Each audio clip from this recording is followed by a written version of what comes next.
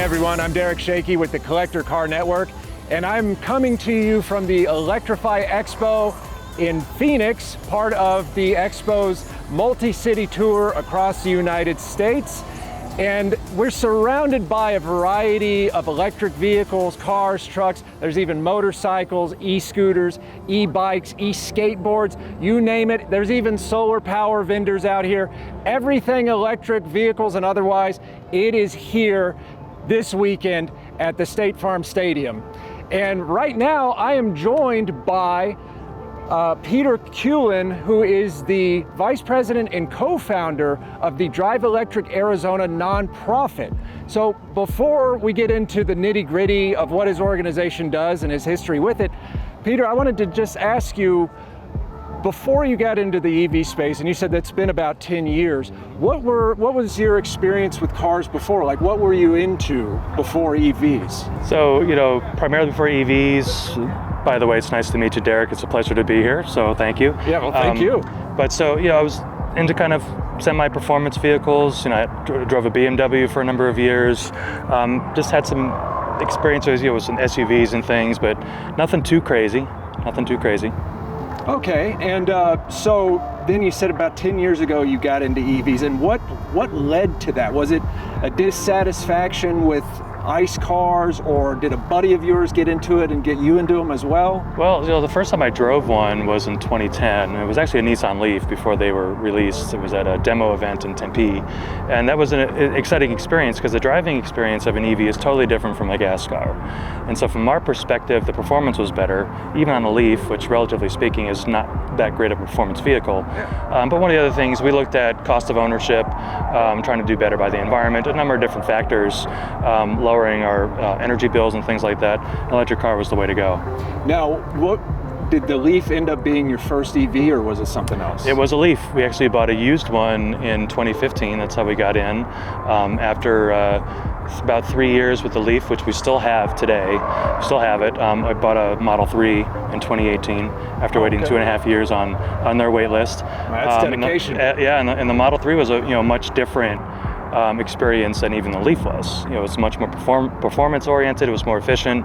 It looked a lot nicer. It was a much more fun vehicle, and it was able to scrap gas altogether. Oh, okay. Yeah, that's quite a shift. Yeah. And so you're all EV now, like no ICE cars? All EV now. So the last ICE car we had was a Dodge Durango, which is what I used to pull this trailer. And in 2023, I sold the Model 3 and I purchased this Rivian. Oh, okay, yeah, and you were telling me about that earlier. Just, you want to make it clear to people that you can tow with electric vehicles, electric trucks, SUVs. So can you touch on a little bit about, on that? So, notice I'm here connected to my trailer. This is my personal vehicle, drove it out here today. We go camping all around the state with it. We've been at the Flagstaff and the Williams, a variety of places around the state, towing with this Rivian. What makes towing so much better in my experience than a gas car is that it's so easy. It's got a lot of power, it's got a lot of torque. This particular Rivian has 533 horsepower, 610 pound-feet of torque. It handles this trailer almost like it's not even back there. So it just makes it's really effortless. If you're driving up the Flagstaff and you go up the hill past Black Canyon City, you see these signs, turn off your air conditioning to prevent overheating. You don't have to do that in an EV. It just goes up the hill. You can be as comfortable as you want. You don't have to worry about overheating your vehicle. Yeah, and then you get the instant power always available. Yeah, Yeah. So you come up in one of those slow trucks that's doing 30 miles in the right lane. You just go around them. You don't have to think about it. It's very, very easy. Very, very simple to tow with an EV. Now, if you could give a ballpark figure in terms of, obviously you put a trailer behind it, the driving range is going to go down. What would you say is the impact in terms of your overall driving range pulling a trailer? It's about half. And there's all sorts of factors that go into it: speed, elevation change, wind direction, efficiency, size of your trailer, a lot of things. But my experiences with my truck and my trailer, I lose about half the range. What that means is, instead of getting 350 miles of range, I'm getting about 160 to 180 on a full charge. Okay, so I can imagine you'd have to be more strategic in terms of where you stop, planning out your route and everything for chargers. Yep. So when you're towing, some things that might be necessary when you're on the road is finding a charger that's hopefully trailer friendly. which can be difficult. Ideally a pull-through, so you don't have to disconnect to go to a charger. There's a lot of chargers in Arizona that don't have that pull-through option, but there's some that are easier to get. There's like a Circle K and Anthem that's really easy to pull up to. You don't have to disconnect, so it's a quick, easy way to get in and out. But you also have to charge deeper in deeper cycles when you're towing, because you need that extra bit of range that you might not need if you weren't towing. Yeah, so instead of capping it at 80, you might want to do 100%. You might do 90 or 95%, just depending on where you're going and what your needs are when you get there. Oh, okay. And so now I wanted to get into your organization. Like I said, vice president, co-founder. Go ahead and just tell us about how this organization started, what led to it. Yeah, so I'm also vice president, co-founder of the Valley of the Sun Electric Vehicle Association, which was founded on Earth Day of 2022. So it's almost 3 years ago. Oh, good day to launch it. Yeah. So then in September of 2023, we did a big event, a public ride and drive event where people are able to come and test drive a vehicle that was owned by an owner of a vehicle, not a dealership. So it gives people a chance to experience an EV without dealer pressure or any of the other stuff that comes. You don't want to buy one today, but you want to experience it. So us volunteers and our owner volunteers will allow people to do that in our cars. So we did an event, we co-hosted with the Valley of the Sun Clean Cities Coalition, and they were really impressed with our event and how we ran it and the experience that people had when they came. So in December of 2023, they approached us with an opportunity for a grant from the federal government to start an organization in Arizona that's part of the Drive Electric USA initiative.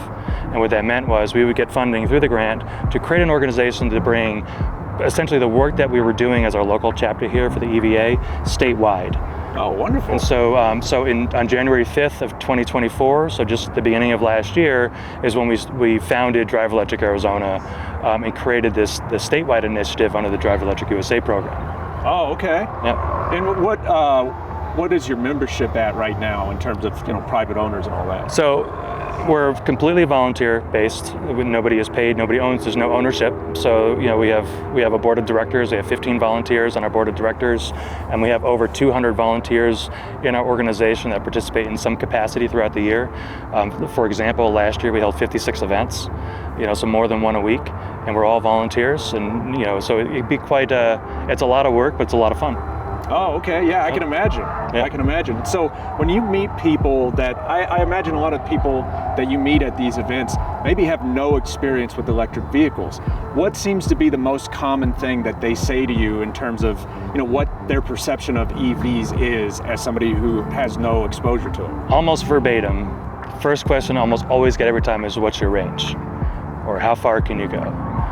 And the next question is, what do you do about the battery when the battery fails? And those are the most common questions.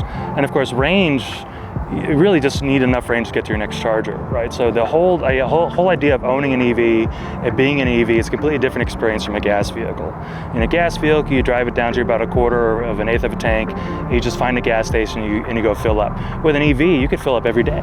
Yeah. It's how long does it take to charge your EV? It's 8 seconds. That's all it takes to plug in. Just so you don't think about how long your phone takes to charge when you go to bed at night. Why are you worrying about your EV? It's the same thing. Plug it in, go to bed, when you get up, it's ready to go. Yeah. And that's one thing that I wanted to ask you about too is, I've found, I've reviewed electric vehicles in the past and I enjoyed the vehicles, whatever it happened to be. But my biggest problem with them was the charging network. And especially because there was a time when I was in an apartment, so I wasn't able to charge it at home. I had to go to the public network, which was spotty a lot of the time.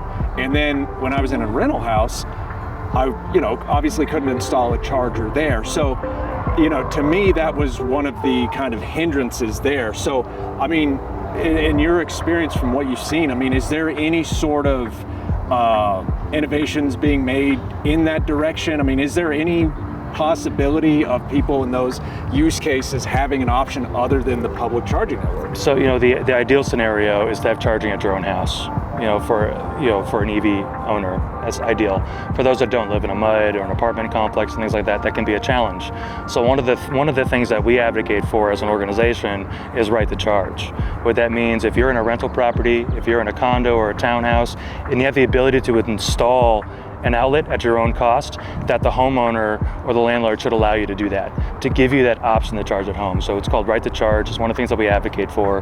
That would allow a lot of opportunity for people that don't have access to charging at home to be able to at least put, like a level 2 240 volt outlet in their garage or in their carport or their driveway, whatever it is they have.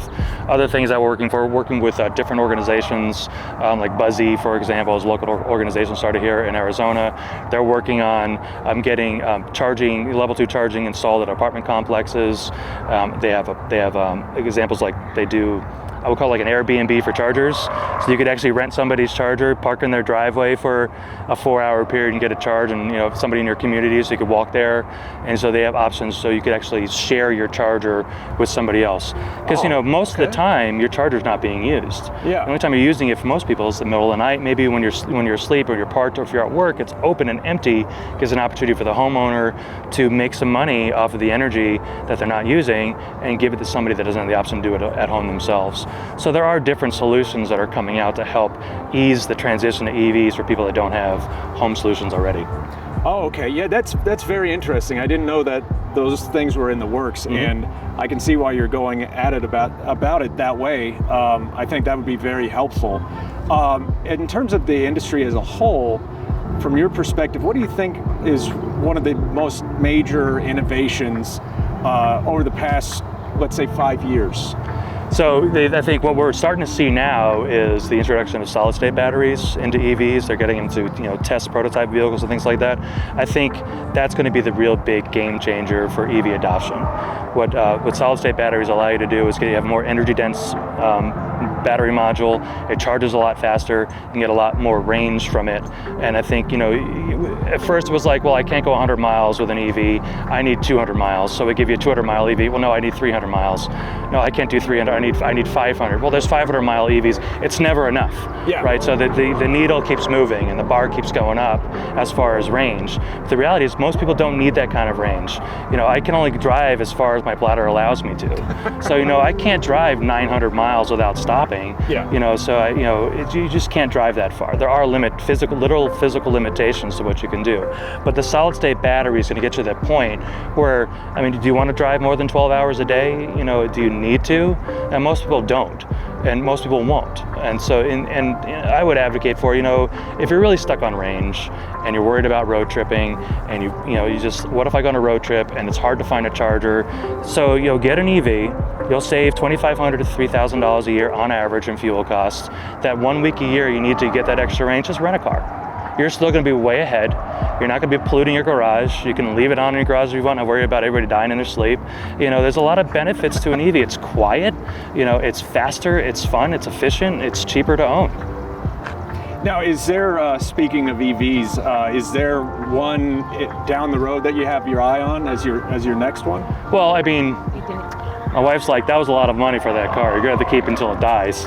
So, but that's what she said about my Tesla too, and that was, it was about 5 years. So, right now, what's coming, I'm not really sure yet, because this really does everything I need right now. The only thing that it's kind of I just wish towing, I had a little bit more range. Oh, okay. It would make the towing experience better. So that's what solid-state batteries will help solve. So when Rivian gets to a point in a few years when maybe they introduce that type of technology to their vehicles, it's going to solve a lot of problems for a lot of people. Oh, okay, yeah, that's a big one too. Yeah, I've seen news about that. So we'll see. Yeah, just a matter of time, right? Because it's just a constantly evolving industry. Mm-hmm. Mm-hmm. Well, Peter, thank you very much for your time. This has honestly just been very eye-opening. You've told me some things I didn't know, and I'm sure that's true for a lot of you out there. So thank you very much. Appreciate it, Derek. Yeah, you got it. Thank you. Yeah, thank you. And thank you for watching. Stay tuned for more interesting content from the Electrify Expo. Hey guys, thanks so much for watching our video. Be sure to hit that like and subscribe button. And remember, comment down below your thoughts. If you want to collect a car of your own, check out our website at classiccars.com, which is our online marketplace with over 30,000 listings live on the site. Also, be sure to check out our sister website, Auto Hunter, which is our 7-day online auction. Thanks again, guys, and we'll see you guys in the next video.